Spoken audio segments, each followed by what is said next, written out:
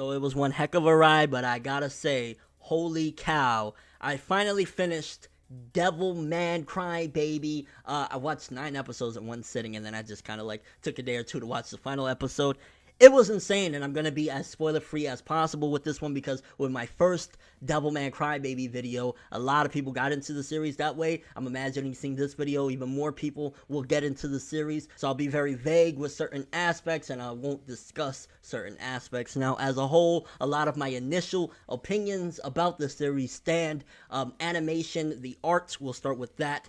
Very simplistic, very simplistic, and sometimes it's kind of like, whoa, there's literally no faces on these characters, but as a whole, it does feel very reminiscent of Studio Ghibli in a way. It's really weird. It's like I accept it because it's like it's not trying to be what it's not. It's like, hey, this is what the look is of this world and shit like that. So I accept it for the most part. Animation, it isn't anything that you would be like, whoa. And again, I think this is attributed to the fact that Netflix has a budget and they're splitting it amongst many anime that they're going to be creating, which is why there's a lot of still frames that's just panned on throughout the series. It's like sometimes it's really wow. It's bad sometimes, but for the most part, when the scenes get really good, it looks awesome. It looks amazing. The main character Akira in most of his scenes looks phenomenal, you know what I'm saying? And the fact that it's all bundled up, 10 episodes, 1 season, you don't gotta dig any deeper. Devilman Crybaby, I will definitely tell you right now that this series, I highly recommend. 9 out of 10. We're not gonna play the game. 9 out of 10, great.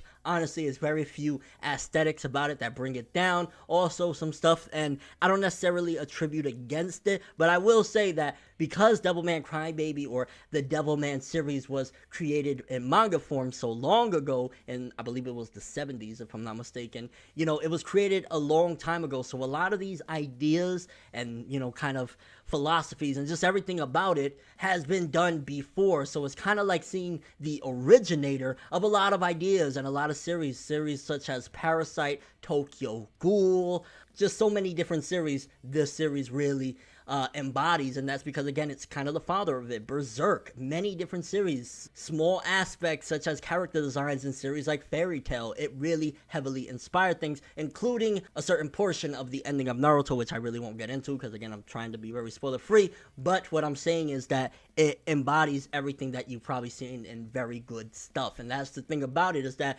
so because other series have been inspired in the future of this, you know, original material, does that necessarily, you know, knock the material down itself? Because it's the OG, so to speak, of the ideas. It's the OG Shinichi, it's the OG Kaneki, all of it bundled in one. It's the OG relationship of Guts and Griffith, but the main characters are called Akira and Ryo. Now, if you don't know, quick synopsis of the series again, there's a guy named Ryo, a guy named Akira, and one day Akira is baited into kind of turning into this Devilman monster, and he's trying to use his powers for good to save people. Throughout the series, twists and turns, their relationship between Akira and Ryo kind of switch up here and there, and it is absolutely insane. I will say another thing, a lot of death in this series, and that arguably turns some people off towards the end of the series. I will say personally, I didn't feel it was spammed in a sense of like Akame got killed. I think the way it did it was insane and a little bit whoa, but a lot of death in this series on the level of Akame got killed, just not done in the spirit of Akame got killed. The way Devilman handled it, I felt it was a little more classy anyway than the way Akame got killed was just blatant, like, this is what this series is about. It's about getting people hype over character deaths. Devilman Crybaby really wasn't in that vein. It was more so like, holy shit. Which a lot of the series, if you watched my first video, then you know has pornographic material, violence, blood, gore, like everything that you would say keep away from kids, which again, this series is not for anybody under the age of 18. It embodies a lot of that, and you got to think for a second, in the 1970s, that was incredible, you know what I'm saying? Having all this, like, whoa, it was shock value, so sometimes it does come across as like, this is trying to be edgy, and hey, at the time, it was the original edgy, which is why there's so much about this series that I appreciate and adore, because it's the grandfather of everything. It really embodies so many great, incredible plot twists and ideas and characterizations that I've seen in literature that was created after this initially launched in the 1970s. Devilman Crybaby, art and animation, again, to check that off completely. It's not the best in the world. It does look simple sometimes. Some of the highs are really good, and ultimately, it does look good in certain aspects if you could accept simplistic art styles.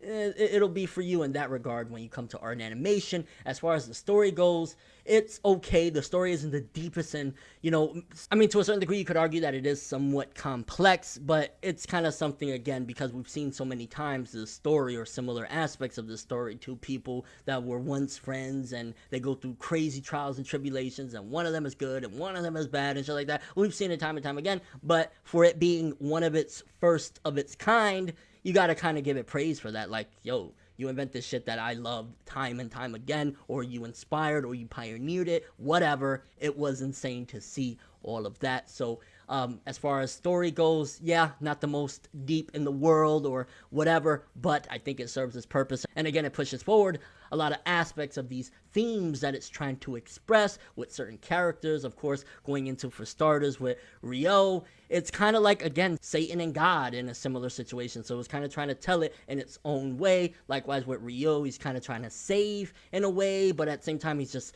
completely angry and filled with hatred. So there's a lot of aspects in that as well. And then, of course, all of the demons. So yeah, characters, the characters are amazing. I love the characters. I think Ryo, Akira, Miki, a lot of the characters have some decent depth to them. The battle between the Mikis and Mikio, or Miko and Miki, I forget how you say it, but that was kind of interesting for some subplot as well, because some series, they have some boring and stale subplot. Majority of the subplot in here, whether it was a little bit annoying because it was somebody like a female complaining about something, whether it was a male, it would have been annoying too. Social justice warriors, don't come at me, but it was just kind of like, you're mad because you can't be her, but at the same time, it's also going deep into her characterization, why she wants to be her or have that name, and that's par for the course with majority of the characters, especially with Ryo. Just quickly to touch up on sound, voice acting, I watched it in English dub. I heard, obviously, the sub, which I won't say obviously anymore because there are anime like Black Clover that people can't stand the sub, but I heard the Japanese version is absolutely phenomenal. The dub version served its purpose. Honestly, there weren't any particular scenes that I was really blown away by performances per se. Maybe that's just me. People might disagree, but I would say it was solid all around. There weren't any points where I was like, this is bad. And, it's par for the course in 2018. Majority of anime English dubs are actually pretty good in this generation, in this year. There's not that many that are, just horrible or anything like that. So the dub, pretty excellent. The musical scores were pretty decent as well. There was a couple of tracks that really stood out to me. Let's talk about quickly again, the profanity, the graphic nature of shit. Sometimes it helped to add to the dangerous elements of things and the raunchiness and the spiciness of the series. When there's nudity and shit, it makes you feel like, holy cow, you know what I'm saying? This is not holding any punches. Sometimes, there's series that do it and it's just like nonstop, like, oh, okay, I get it, you're trying to sell sex. This one was doing it to add a more edgier aspect to the series, which I think it pulled it off. I think nowadays a lot of people do try and use those elements of sex sales and it comes across very obvious. This one was like, yeah, I'm trying to make an impact and I'm being crazy, but it's also helping to fuel the story, the characters, and the vibe of the setting. As a whole, Devilman Crybaby kicked ass in almost every regard, and this is helping to redeem Netflix's name after a couple of blotched things, such as the Death Note live action, Neo Yokio, Blame, like, yeah.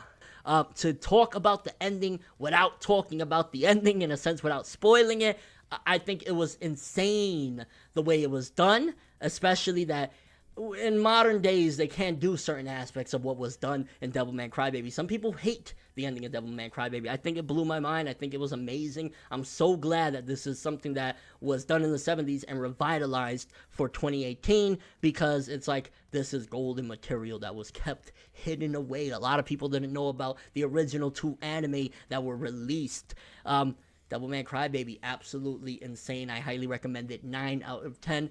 Very small aesthetic flaws, and of course the fact that a lot of people were inspired by this, so certain elements, certain characterizations, certain settings, a lot of different things were kind of inspired in many different series. Also, just a quick note, if you watch the old series, this one is a modernized version of the setting of the story, so there's things that probably in the original, they didn't have cell phones and shit, I'm imagining, or the internet, so they're doing things differently in that regard, or the internet wasn't at the level that it is. So yeah, Devilman Crybaby, highly recommend. Great way to start 2018, January, insane. The ending still blows my mind to this day. I ain't gonna lie, got close to shedding tears with certain aspects of the last couple episodes. I'll leave it at that.